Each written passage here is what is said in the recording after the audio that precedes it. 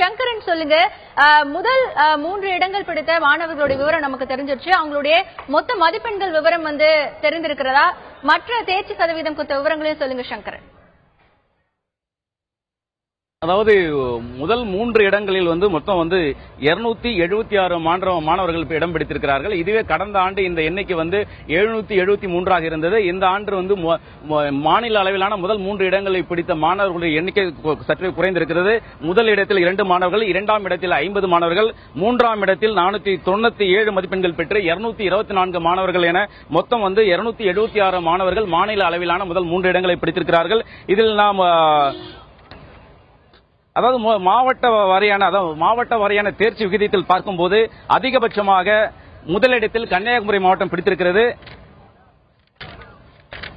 இந்த மாவட்டத்தை கன்னியாகுமரி மாவட்டத்தைச் சேர்ந்த மாவட்டம் 98.17 விழுக்காடு தேர்ச்சி பெற்று மாநில அளவில் முதலிடத்தை கன்னியாகுமரி மாவட்டம் பெற்றிருக்கிறது.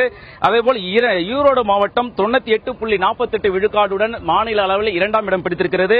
அதேபோல் வழக்கமாக 12ஆம் வகுப்பு தேர்வு முடிவாக இருந்தாலும் சரி, 10ஆம் வகுப்பு தேர்வு முடிவாக இருந்தாலும் சரி, எப்போதுமே முதலிடத்தை பிடிக்கும் விருதுநகர் மாவட்டம் இந்த ஆண்டு 3ஆம் இடத்தை பிடித்திருக்கிறது.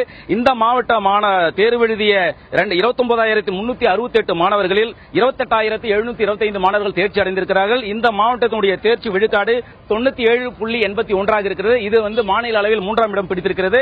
இதனால் மிக குறைந்த அளவிலான தேர்ச்சி விகிதம் என்று எடுத்துக்கொண்டால் வேலூர் மாவட்டம் 86.49 விழுக்காடு தேர்ச்சியும், அதேபோல் திருவண்ணாமலை மாவட்டம் 89.3 விழுக்காடு தேர்ச்சியும் பெற்றிருக்கிறது.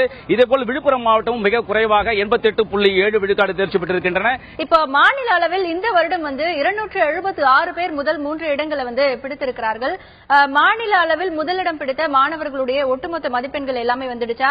இது பற்றிய விவரங்களை சொல்லுங்க சங்கரன். அதாவது மாநில அளவிலான ரேங்குகள் எடுத்த மாணவர்களுடைய பெயர், பள்ளி விவரம், அவருடைய எடுத்த மொத்த மதிப்பெண்கள் விவரம் மட்டும்தான் தேர்வுத்துறை நம்மகிட்ட கொடுப்பாங்க. அவர்கள் பாடவாரியா எடுத்த மதிப்பெண்கள் விவரம் அந்தந்த பள்ளிகள் மூலமாகத்தான் தெரியும். ஆனா தற்போது வெளியிட்டுள்ள தேர்வு முடிவுகளில் சில விவரங்கள் தெரிய வருது.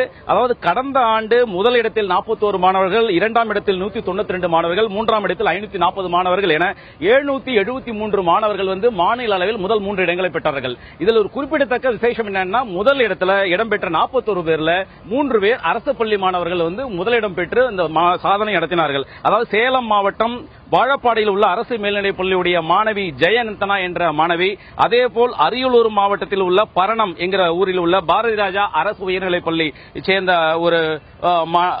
அந்த பள்ளி ஒரு மாணவர், 3ஆவதாக பட்டுக்கோட்டையில் உள்ள அரசு மேல்நிலைப் பள்ளி ஒரு மாணவர், 3 பேர் மாநில அளவில் கடந்த ஆண்டு முதலிடத்தை பெற்று ஒரு சாதனை நடத்தினாங்க.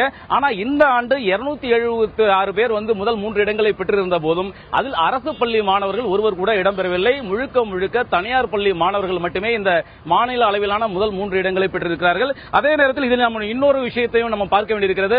அதாவது தனியார் பள்ளி மாணவர்கள் அந்த பள்ளிகளில் படிக்கக்கூடிய மாணவர்கள் மிக அதிக மதிப்பெண்களை பெறுவது நம்ம ஒரு சாதனை என்றாலும் அதில் இன்னொரு விஷயம் அடங்கியிருக்கிறது. தனியார் பள்ளிகள் அதாவது நன்றாக படிக்கக்கூடிய மாணவர்களுக்கு மட்டுமே, அதாவது 10ஆம் வகுப்பிலும் சரி, அவர்கள் 11ஆம் வகுப்பிலும் சரி அவர்கள் சீட் வழங்குகிறார்கள். அதாவது கல்வியில் பின்தங்கியில் இருக்கக்கூடிய மாணவர்களுக்கு அவர்கள் இடம் தருவது கிடையாது.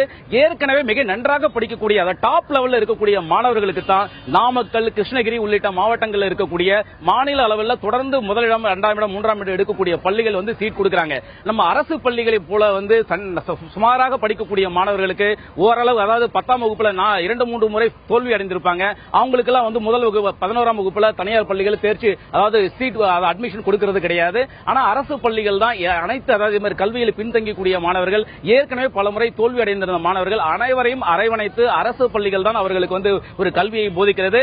எனினும் இந்த அரசு பள்ளி மாணவர்கள் மாநில அளவிலான இடங்களை பெற வேண்டும் என்பதில் பள்ளிக்கல்வித்துறை முழு மூச்சாக இந்த முறை இறங்கியது. அனைத்து மாவட்டங்களிலும் மாணவர்களுக்கு ஒரு பிரத்யேகமாக ஒரு பயிற்சி அளித்த போதும் இந்த ஆண்டு மாநில அளவிலான இடங்களை அரசு பள்ளிகள் பிடிக்காதது ஒரு சோகமாகவே பார்க்கப்படுகிறது.